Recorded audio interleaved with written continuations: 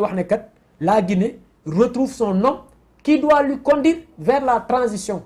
vers la démocratie. parce que tamit boobu est-ce que ragaloo ñu am beneen Dadis Camara bis parce que ñoom waxuñu leen par rapport ak kañ leen nar a joxe bi leen nguur bien vrai que réunion bu mu amal démb ak ancien ñi nga xam ne ñoo ak nekkoon ak kii di Alpha Condé mu ngi parler de gouvernement d'union nationale nit ñi bu ñu am nag ainsi de suite mais voilà.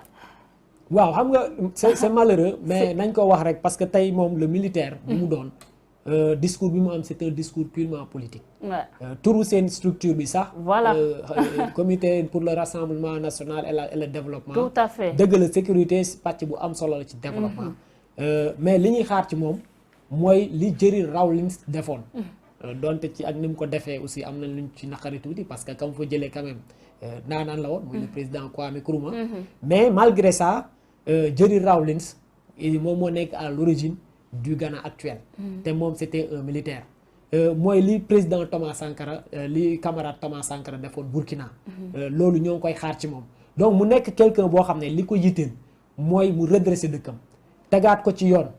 mu xam ne loolu mooy mission mais mission am du forcément defar ay tali. wala yokk ay hôpitaux wala ay écoles ak yu demee noonu. parce que bu ko defee tamit dañuy rester dans le cercle vicieux bi nga xam ne ci la Guinée nekkoon depuis Lansana Conté léegi te loolu yéene wuñ ko Guinée parce que tamit nañ ko wax te dee jàmmu Guinée mooy jàmmu Sénégal de par les relations yi nga xam ne am nañ ko muy ay relations économiques muy ay relations culturelles mais également ay relations de bon voisinage. Juste rappeler aux internautes yéen a ngi seen biir émission le rendez-vous de Sénégal 7 et je suis avec Adjouma Sow chargé des élections bu parti PASTEF Adjouma ñu wax beneen mbir bu soxal sénégalais yi mu nekk casse-tête bu doy waar moo nekk la cherté de la vie dañoo toog rek prix flambé ñii di koy jiiñ ñu féetoo ci pouvoir bi di koy jiiñ ñi nga xam ne li nga xam ne mooy Covid 19 wala sa flambé yi nga xam ne seetlu nañ ko un peu partout ci marché yu internationaux yi ñeneen ñi jiiñ ko taux d'endettement bi nga xam ne le président de la République Macky Sall ak i ñoñom dañ ko amal depuis ba ñu nekkee ci réew mi yow lan mooy sa position par rapport à ça. waaw dañuy wax rek donte yéen wuñ ko waa Sénégal. li am ni bettuñu. parce que président Ousmane Sonko le 3 mars discours bi mu defoon après élection présidentielle bi. waxoon na ko mu ne Sénégalais yi fan yi di ñëw wala weer yi di ñëw. ay weer yu metti lay doon. parce que en réalité malheur bi ñu am Sénégal mooy en 2012. rupture yi nga xam ne waroon nañ ko def. defuñu ko te président Macky Sall sax reconnaître na ko parce que bi mu ñëwee. dafa waroon initier ay politique yoo xam ne à terme. daf ñuy jox benn indépendance bi maanaam day wàññi dépendance bi ñu am par rapport ak dette bi par rapport ak importation wu yenn produits et que malheureusement rupture yi ñu waroon def bu fekkee dañ ko war a def ci wàllu mbay pour am benn indépendance bi defuñu ko ci mais aussi rupture yi réforme yi ñu waroon def au niveau de l'administration defuñu ko de sorte tey boo xoolee dañu nekk ci cercle vicieux bu doy waar parce que man gëwuma ne que commerçant yi am nañu sañ-sañ wala am nañu fit xëy rek ne dañuy yokk njëgu suukar bi wala njëgu ceeb bi wala njëgu lépp lu ciy dox parce que tamit état dafa am sañ-sañu fixer prix yi waaye commerçant yi amuñu sañ-sañu fixer impôts yi ak taxes yi li nga xam ne moom moo am Sénégal actuellement mooy li wolof yi naan rangooñu baadoo la mooy siin cerey buur parce que dañ nekk ci réew moo xam ne te yàgg nañu alerter li état bi di leb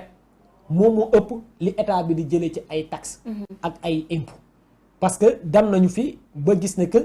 rythme d'endettement bi moom moo gën a am doole rythme li nga xam ne mooy recette fiscale yi. Adjouma je te coupe pas la parole Balma yow en tant que économiste wala koo xam ne xam-xamam màcc na si wàllum koom est-ce que jàpp nga ne pays bu tendre vers l'émergence war na rek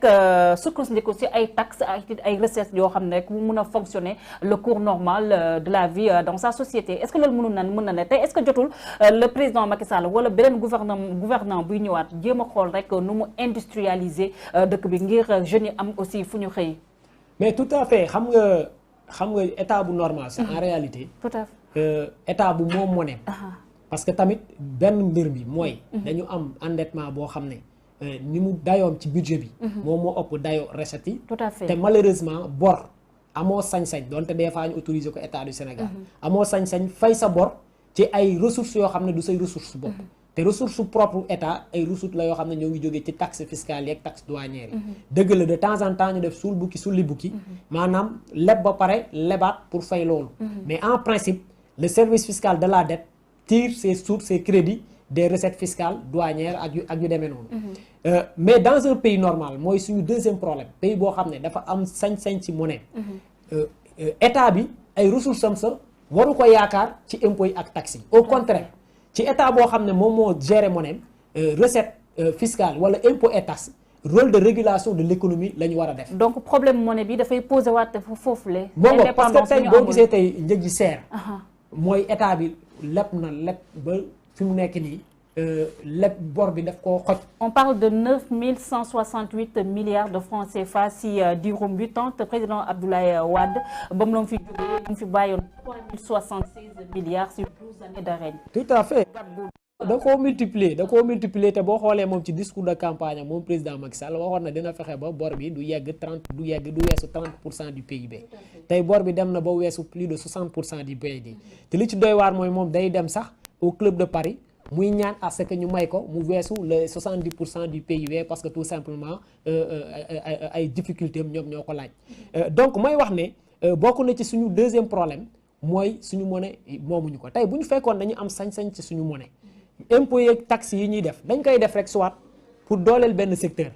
wala pour décourager wala pour wàññi affluence bi nit ñi di am ci yenn secteurs yi pour mën a promouvoir beneen secteur parce que tout simplement dañuy gis ne bëgg-bëggu askan bi wala priorité état bi moo ngi ci secteur boobu ñu ne nañu wàññi impôts yi secteur bii de yokk ko fële pour pousser nit ñi ñu jóge ci mbéy mi wala ci produits alimentaires yi ñu dem ci transformation bi su ko defee ñu booster le secteur de la transformation booster emploi bi ak yu demee noonu mais puisque non seulement amuñu sañ-sañ ci suñu monnaie bi wëlbatiku nekk monnaie boo xam ne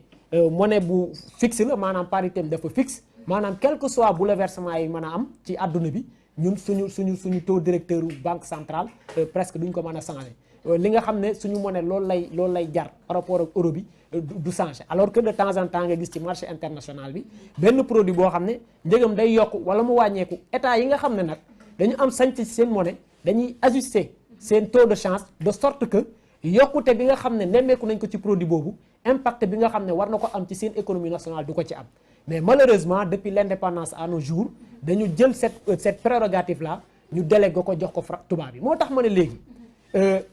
ki nga xam ne mooy soppi suñu réew mooy soppi réewu Afrique bu ñëwee rupture yi ñuy xaar ci côté boobu la mooy rupture bi ci monnaie bi rupture bi ci enseignement bi ak yu demee noonu waaye loolu à la base yëpp li ko jiitu mooy sañ-sañ maanaam il faut nga am courage ñi nga xam ne war nga wax ak ñoom nga wax ak ñoom mais dëgg bi tey mooy kenn sañu te taxaw ak France pour wax ko ne taux de change fixe bi nga xam ne moom la ñu maintenir ci franc CFA bi daf ñuy gaañ parce que bu njëgu pétrole yokkoo mu am impact ci njëgu essence bi mu am impact ci usines yi mu am impact ci njëgu prix yi tey amul benn président boo xam ne en Afrique de l'Ouest ñeme na tenir ce discours de vérité à la France donc à la base